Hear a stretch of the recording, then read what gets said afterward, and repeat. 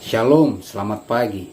Terpujilah Tuhan Allah yang Maha Baik yang terus menjaga, memelihara kita, sehingga dengan pertolongan Tuhan, pagi hari ini kita dapat berjumpa kembali dalam renungan pagi bersama yang diambil dari buku Maranatha Tuhan Datang, yang ditulis oleh hamba Tuhan, Nyonya Ellen G. White. Sebelum kita mendengarkan pekabaran firman Tuhan, mari kita sama-sama berdoa. Ya Tuhan Allah Bapa kami yang bersemayam dalam tata surga, berbicaralah ya Tuhan, karena kami telah siap untuk mendengarkan. Dalam nama Yesus kami berdoa. Amin. Pekabaran firman Tuhan pada pagi hari ini berjudul Setan Mengambil Rupa Kristus, bagian pertama. Ayat intinya diambil dari Lukas 21 ayat yang ke-8. Waspadalah supaya kamu jangan disesatkan, sebab banyak orang akan datang dengan memakai namaku dan berkata, Akulah dia, dan saatnya sudah dekat. Janganlah kamu mengikuti mereka. Keterangannya, pada zaman ini antikristus akan muncul seperti Kristus yang betul. Lalu kemudian hukum Tuhan akan ditiadakan sepenuhnya pada bangsa-bangsa di dunia kita. Pemberontakan melawan hukum-hukum Tuhan akan betul-betul menjadi matang. Tetapi pemimpin yang sebenarnya atas segala pemberontakan ini adalah setan yang berpakaian seperti seorang malaikat terang. Manusia akan tertipu dan akan meninggikan dia ke tempat Tuhan dan mendewakan dia.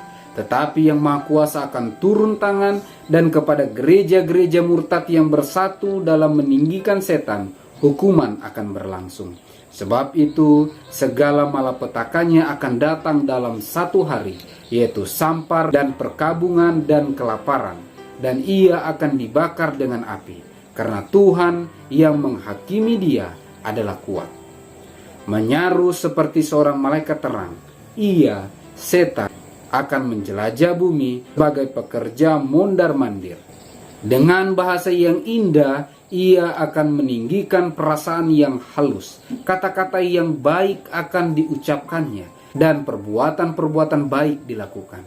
Kristus akan ditiru, tetapi pada satu titik akan ada perbedaan yang dapat dikenal. Setan akan membelokkan orang-orang dari hukum Tuhan. Ia akan memaklumkan bahwa hari Sabat sudah diubahkan dari hari yang ke-7 kepada hari pertama dalam minggu.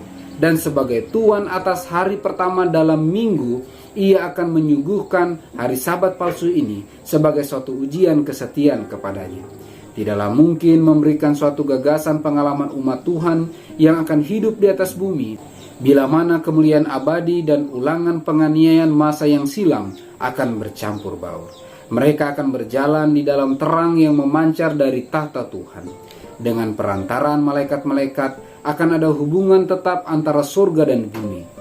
Dan setan dikelilingi oleh malaikat-malaikat jahat dan mengaku sebagai Tuhan akan mengadakan segala macam mujizat untuk menipu jika mungkin sampai kepada umat pilihan. Umat Tuhan tidak akan menemukan keselamatan mereka dalam melakukan mujizat, karena setan akan meniru mujizat yang akan dilakukan.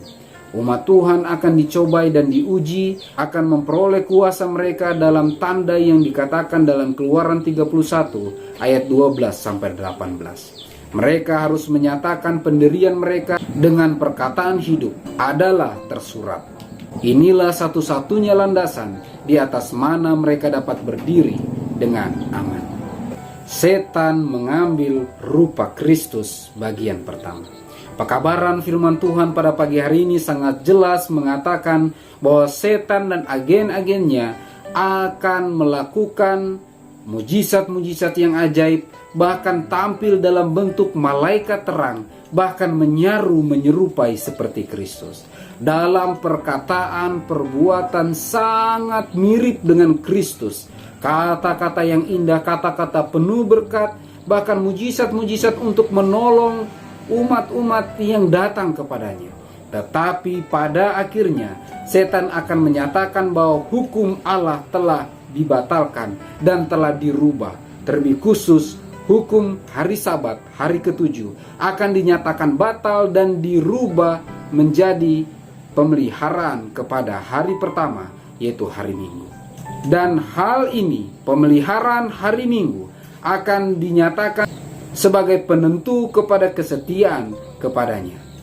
Sebagai umat-umat Tuhan, Mari kita terus datang kepada Tuhan, mempelajari kebenaran firman Tuhan untuk terus berdasarkan Alkitab dan Alkitab saja, menentang segala sesuatunya dengan ada tertulis. Sehingga dengan pertolongan Tuhan, apabila hal ini tiba, apabila hal ini terjadi, kita akan dimampukan berdiri teguh, mempertahankan iman kebenaran, dan terus setia memelihara hukum-hukum Allah. Semoga Tuhan menyanggupkan kita. Mari kita sama-sama berdoa.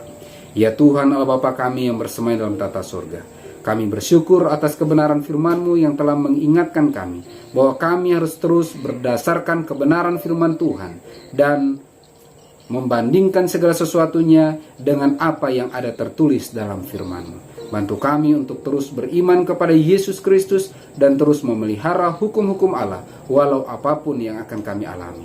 Terpujilah nama-Mu ya Tuhan, dalam nama Yesus kami berdoa. Amin. Maranatha, Tuhan datang. Tuhan Yesus memberkati.